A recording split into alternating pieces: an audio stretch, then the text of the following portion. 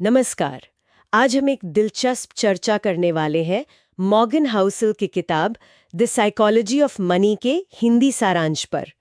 ये किताब, या यूं कहें कि इसका सारांश, पैसे, दौलत और निवेश से जुड़े हमारे दिमागी पहलुओं को खंगालता है। जी।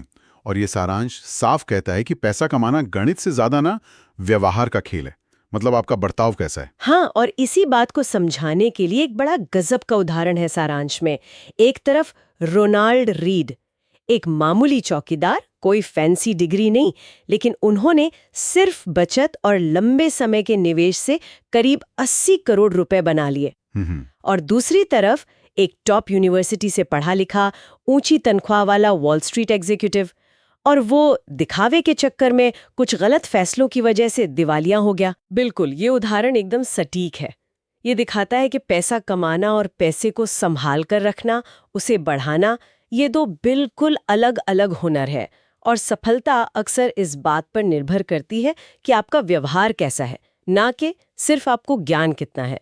धैर्य, लालच पर काबू, ये सब ज्यादा जरूरी हो जाता है। तो ये व्यवहार आता कहाँ से है? मतलब क्यों कोई इतना बचाता है और कोई इतना उड़ा देता है? सारांश कहता है कि पैसे को लेकर ना हर किसी का अपना अनुभव होता है, एकदम अनोखा। हाँ, कोई गरीबी में पला बड़ा है, किसी ने हमेशा अमीरी देखी, किसी ने बाजार को सिर्फ ऊपर जाते देखा, किसी ने भारी गिरावट झेली।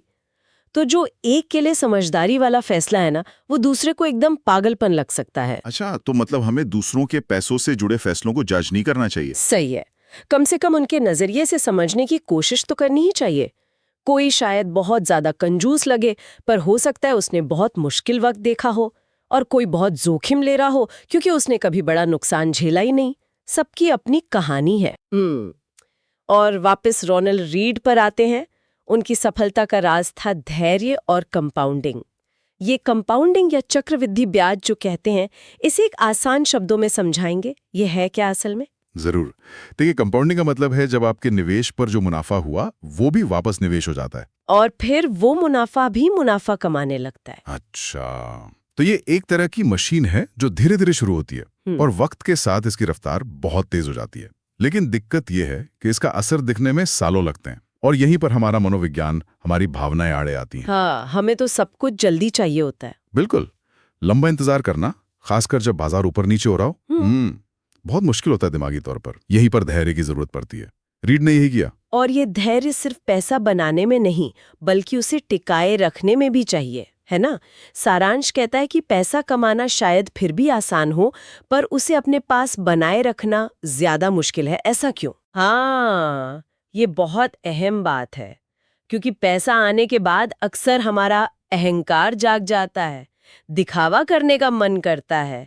लोग बड़ी गाड़ी, बड़ा घर इसलिए नहीं लेते कि जरूरत है, बल्कि दूसरों को दिखाने के लिए कि देखो मैं सफल हूं। ये तो है। और ये खतरनाक जाल है। फिर बाजार गिरे तो डर हावी हो जाता है, लोग घबरा कर बेच देते हैं। तो पैसा बनाए रखने के लिए विनम्रता चाहिए, अनुशासन चाहिए, अपनी भावनाओं पर काबू रखना पड़ता है। ये कमाने से ज्यादा मुश्किल कला है। तो अगर दिखावा अमीरी नहीं है, तो फिर असली दौलत क्या है? सारांश क्या कहता है इस बारे में?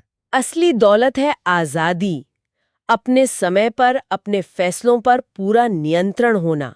ये जानना कि आप सुबह उठकर वो कर सकते हैं जो आप करना चाहते हैं, जिसके साथ करना चाहते हैं, जब तक करना चाहते हैं। पैसों से खरीदी जा सकने वाली ये सबसे कीमती चीज है। बैंक में कितने नंबर हैं, उससे कहीं ज्यादा बड़ी बात है ये आजादी, ये नियंत्रण ही असली अमीरी है।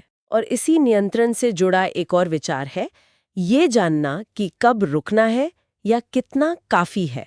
ये थोड़ा अजीब नहीं लगता? क्योंकि पैसे की दुनिया में तो हमेशा और चाहिए वाली सोच रहती है। हाँ, अजीब लग सकता है, पर यह शायद सबसे समझदारी भरा सबक है। हमेशा और ज्यादा के चक्कर में लोग ऐसे बड़े बड़े जोखिम उठा लेते हैं जिनकी जरूरत नहीं होती, और जो होता है पास में उसे भी गवा बैठते हैं। जैसे वो वॉल स्ट्रीट वाला एग्जीक्यूटिव। बिल्कुल, शायद उसके लिए काफी की कोई हद ही नहीं थी। ये समझना कि हाँ, मेरी जरूरतें पूरी हो गई हैं, अब मुझे बेमतलब खतरा मोल लेने की जरूरत नहीं है। ये आपको बर्बाद होने से बचाता है। ये लालच पर एक तरह का ब्रेक है। तो अगर हम पूरी बात को समेटें, तो इस किताब का सारांश हमें सिखाता है कि पैसे के साथ हमारा रिश्ता दिमाग से कम दिल और आदतों से ज्यादा है। हर किसी का अनुभव अलग, धैर्य और कंपाउंडिंग का जादू, पैसा बचाए रखने की कला, असली दौलत यानी आज़ादी और बस इतना काफ़ी है कहने की समझ। एकदम सही।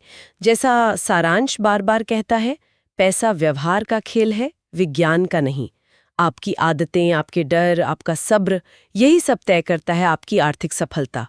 आपकी डिग्री या आईक्यू से भी ज्यादा व्यवहार ही असली कुंजी है। तो इस चर्चा के आखिर में एक सवाल सबके सोचने के लिए छोड़ते हैं। सारांश का एक मुख्य विचार है कि हमारी आर्थिक स्थिरता इस बात पर निर्भर करती है कि हम लालच और डर जैसी भावनाओं को कैसे काबू करते हैं।